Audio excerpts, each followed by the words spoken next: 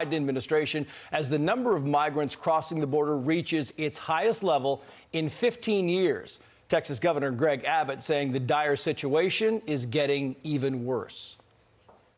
That the government now projects more than 35,000 unaccompanied minors in federal custody by June. One, could it get that bad? I will tell you that, candidly, I expect that number to be far higher. Let's get to Rich Edson now. He's live for us in Mission, Texas with more. Rich, good morning to you. Hey, good morning, Trace. And this is the Rio Grande River, the border between the United States and Mexico. That plot of land behind me, that's Mexico. There are crossing points for migrants throughout this area. We were walking with Border Patrol agents last evening. They were showing us through the brush, through these areas, through the riverbed, and what they say they're seeing on a nightly basis. They say they see cartels and smugglers dropping mostly families and children across the river. They say this is really a surge that they've not seen like this before, and they're seeing the family part of this much, much more than they have in years past. There was a congressional delegation last evening. There will be another today, and what's happening here is playing out in Washington. I can tell you that our law enforcement is strapped. They're being outspent. They're being out technology. The cartels are using way more technology than what we have, and they're using it to their advantage. So the cartels are the ones that are winning this war. So look, we are being very clear.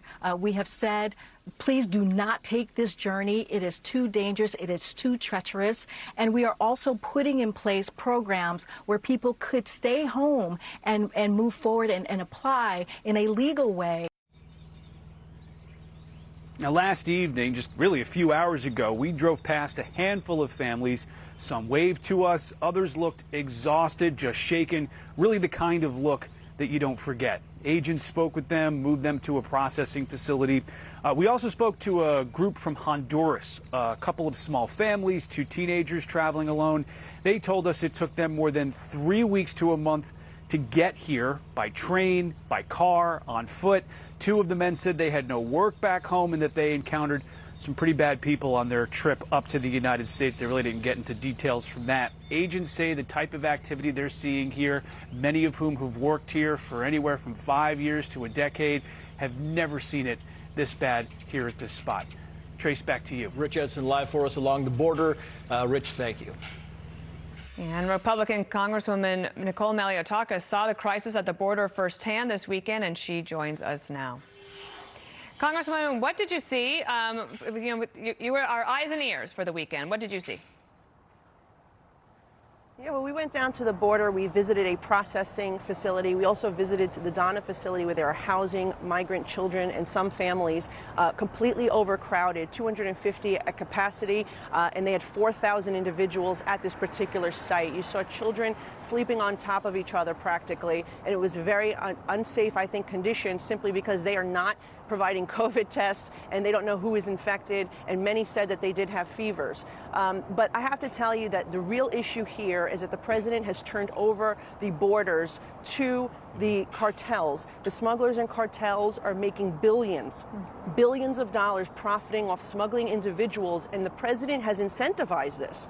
And he has reversed those policies put in place by President Trump that were working. There was an agreement with Guatemala, with Mexico, with Honduras, and they were stemming the flow of the illegal migration. But now it's completely out of control, and at the current rate, we're talking about 175,000 individuals a month. I mean, by mid-July, in this year alone, there will be more people crossing our border illegally than reside in Joe Biden's home state of Delaware or the vice president's home city of San Francisco. Yeah, Congressman, when you talk about 175,000, they're saying 19,000 unaccompanied minors. That could be as high as 30,000 by some accounts. When you hear the president say things like he wants to revamp these border crossing areas and he wants to put more technology along the border, is he missing the big picture when you think the border wall is the centerpiece of all of that enforcement? And when you stop building the border wall and you watch these migrants come through, that's a significant problem. Well, that's part of it, certainly the infrastructure, but also he needs to untie the hands of Customs and Border Protection. They cannot do their job. They don't have the resources right now because, and it's all part of a plan by the cartels, as they are sending hundreds of thousands of individuals, they're distracting the CBP, who are now processing asylum applications, which, by the way, less than 10% are actually legitimate claims.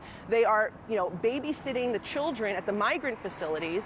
And meanwhile, the poorest parts of our border are wide open, and that's where the nefarious stuff is happening. Drug smuggling, gun trafficking, individuals who have been previously convicted of crimes and deported are entering. You saw the news reports about even people on the FBI terror watch list are crossing our border. Sex offenders are crossing the border. And that's just who they were able to find, right? So they imagine that the number is much bigger of individuals, drugs, and the sex trafficking that's taking place. And by the way, these women and the children are being abused along the journey. And this is all coming at an enormous price to the American taxpayer. So it's not fair for anybody involved. The only winners here are the cartels and the smugglers who are profiting off these individuals. Could I ask you then about that? Because there is a report that the White House is considering making some direct payments to people in those countries to help prevent them from making a decision to leave. Any thoughts on that? Yeah, typical Democrat response to throw more money at a problem. There was already a solution here, and it was the Stay in Mexico policy, the agreements that President Trump made with the Central American countries. He undid all this, and it's not just those Central American countries.